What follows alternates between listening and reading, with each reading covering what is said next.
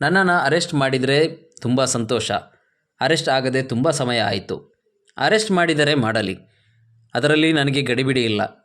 ಮಂಗಳೂರು ವಿವಿ ಮಂಗಳ ಸಭಾಂಗಣದಲ್ಲಿ ಗಣೇಶೋತ್ಸವ ಮಾಡಿಯೇ ಸಿದ್ಧ ಎಂದು RSS ದಕ್ಷಿಣ ಮಧ್ಯಕ್ಷೇತ್ರೀಯ ಕಾರ್ಯಕಾರಿಣಿ ವಿಶೇಷ ಆಹ್ವಾನಿತ ಸದಸ್ಯ ಹಾಗೂ ವಿವೇಕಾನಂದ ವಿದ್ಯಾವರ್ತಕ ಸಂಘದ ಅಧ್ಯಕ್ಷ ಕಲ್ಲಡ್ಕ ಪ್ರಭಾಕರ್ ಭಟ್ ಗುಡುಗಿದ್ದಾರೆ.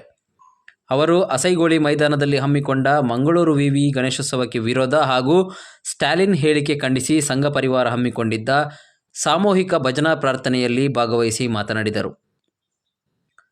ಹೊರಗಿನವರು ಅಂದರೆ ಯಾರು? ನಾವೆಲ್ಲರೂ ಈ ದೇಶದಲ್ಲಿ ಇರುವವರೇ. ನಾವೆಲ್ಲರೂ ಗಣೇಶನ ಭಕ್ತರೇ ಅಲ್ವಾ? ಹೊರಗಿನವರು ಅಂದರೆ ಯಾರು? ಒಳಗಿರೋರು ಅಂದರೆ ವಿದ್ಯಾರ್ಥಿಗಳು. ಅವರು ಬೇರೆ ಬೇರೆ ಜಾಗದಿಂದ ಬಂದವರು. ಇಡೀ ರಾಜ್ಯದಲ್ಲಿ ಅಲ್ಲಿಗೆ ಜನ ಬಂದಿರ್ತಾರೆ. ಇದರಲ್ಲಿ ಹೊರಗಿನವರು ಅಂತ ಇಲ್ಲ. ನಾವೆಲ್ಲರೂ ವಿವಿ ಗಣೇಶೋತ್ಸವಕ್ಕೆ ಬಂದೇ ಬರ್ತೇವೆ, ಅಲ್ಲಿ ಇರ್ತೇವೆ. ಅದರಲ್ಲಿ ಎರಡು ಪ್ರಶ್ನೆ ಇಲ್ಲ. ಬಂದರೆ ಏನು ಮಾಡ್ತಾರೆ? ಅರೆಸ್ಟ್ ಮಾಡ್ತಾರಾ?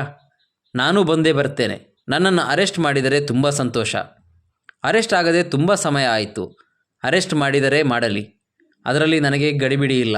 ನಮ್ಮದು ಧರ್ಮಾಧಾರಿತ ದೇಶ. ಜಗತ್ತಿನ ಮೋಸ್ಟ್ ಸೆಕ್ಯುಲರ್ ಹಿಂದೂ. ನಿಮ್ಮ ದೇವರನ್ನು ನೀವು ಪೂಜೆ ಮಾಡಿ, ನಮ್ಮದಕ್ಕೆ ವಿರೋಧ ಬೇಡ. ವಿವಿ ಅನ್ನೋದು ಹಿಂದೂ ಮೆಜಾರಿಟಿ ಇರೋ ಒಂದು ಸಂಸ್ಥೆ. ಅಲ್ಲಿ ದೇವರನ್ನು ಪೂಜೆ ಮಾಡಬಾರದು ಅಂದರೆ ಏನರ್ಥ? ಸೆಕ್ಯುಲರ್ ಹೆಸರಿನಿಂದ ಹಿಂದೂಗಳ ಜೀವನಕ್ಕೆ ತೊಂದರೆ ಆಗಿದೆ.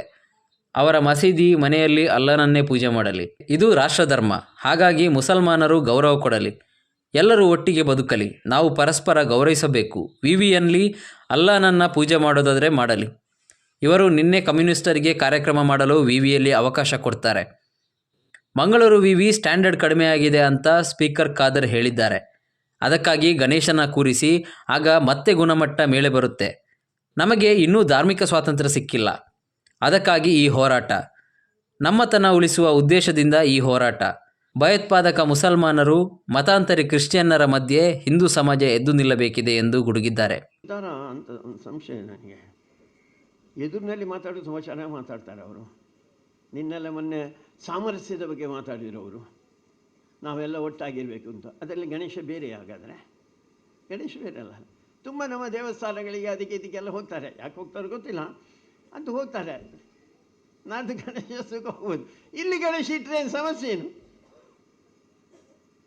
ಇದಕ್ಕೆ ರಾಜಕೀಯ ಬೆರೆಸಬೇಡಿ ಅಂತ.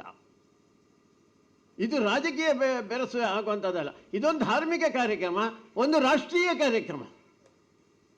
ಬರೇ ಧಾರ್ಮಿಕ ಕಾರ್ಯಕ್ರಮ ಅಂದರೆ ಯಾರೋ ಕೆಲವರಿಗೆ ಮಾತ್ರ ಅಂತಲ್ಲ, ಈ ದೇಶದಲ್ಲಿದ್ದಂಥ ಎಲ್ಲರಿಗೂ ಸಂಬಂಧಪಟ್ಟವನು ಗಣೇಶ ಅಂತ.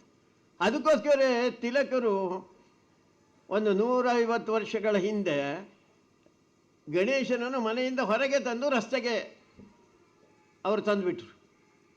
ಯಾಕೆ ಅಂತ ಕೇಳಿದರೆ, ಗಣೇಶನನ್ನು ಪೂಜೆ ಮಾಡಿದರೆ ನಮಗೆ ಸ್ವಾತಂತ್ರ್ಯ ಸಿಗ್ತದೆ ಅಂತ. ಎಲ್ಲ ಜಾತಿ, ಭಾಷೆ, ಪ್ರಾಂತ, ಪಕ್ಷ ಇದೆಲ್ಲವನ್ನು ಬಿಟ್ಟು ಆರಾಧನೆ ಮಾಡಿದರೆ ಅದು ಗಣೇಶನಿಗೆ. ಅದಕ್ಕೋಸ್ಕರ ಗಣೇಶನ ಆರಾಧನೆಯನ್ನು ಸಾರ್ವಜನಿಕವಾಗಿ ತಂದಂಥವರು ಅವರು ಲೋಕಮಾನ್ಯ ಬಾಲಗಂಗಾಧರ ತಿಲಕರು. ಅದಕ್ಕೋಸ್ಕರ ಎಲ್ಲ ಜನ ಒಟ್ಟಾಗಿ ಒಂದು ದೇವರನ್ನು ದೇಶಕ್ಕೋಸ್ಕರ ಆರಾಧನೆ ಮಾಡೋದಿದ್ದರೆ, ಇಡೀ ಸಮಾಜಕ್ಕೋಸ್ಕರ ಆರಾಧನೆ ಮಾಡೋದಿದ್ದರೆ ಅದು ಗಣೇಶ.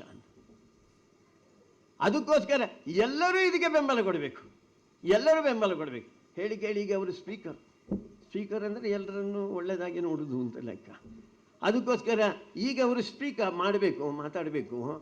ಗಣೇಶನಲ್ಲೇ ಇಡಿ ಅಂತ ಮಾತಾಡಬೇಕು. ಅವರು ಮಾತಾಡ್ತಾರೆ ಅಂತ ನನಗೆ ವಿಶ್ವಾಸ, ನಂಬಿಕೆ. ಗಣೇಶನನ್ನು ಅಲ್ಲಿ ಇಡುವುದೇ, ಅದರಲ್ಲಿ ಎರಡು ಪ್ರಶ್ನೆ ಇಲ್ಲವೇ ಇಲ್ಲ.